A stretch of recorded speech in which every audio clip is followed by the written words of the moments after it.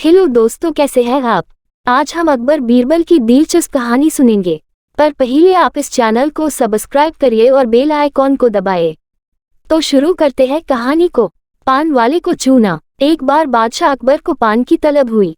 उन्होंने अपने एक खास पान वाले को पान लगाने के लिए कहा। उसने पान बनाकर बादशाह को दे दिया।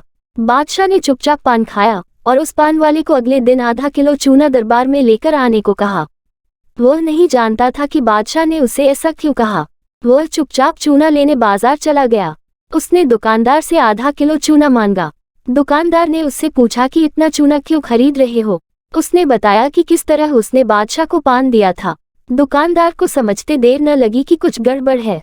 उसने पान वाले को समझाया कि दरबार में चूना लेकर जाने से पहले बहुत सारा घी पीकर जाना। उसने सलाह मानकर वैसा ही किया और दरबार में जाने से पहले खूब सारा घी पी लिया। दरबार में पहुंचने पर बादशाह ने उसे सारा चूना खाने को कहा। वह हैरान रह गया। उसे उम्मीद न थी कि बादशाह ने उसे चूना इसलिए मंगवाया था, लेकिन वह तो इसके लिए तैयार था, इसलिए उसने सारा चूना खा लिया।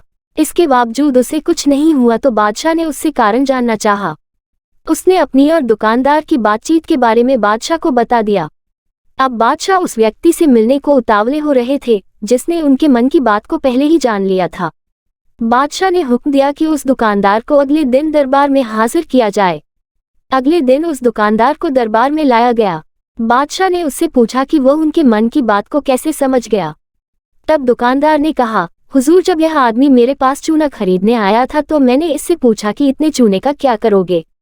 मुझे इसने बताया कि इसने आपको पान बनाकर खिलाया और फिर आपने उसे चूना लाने का हुक्म दिया।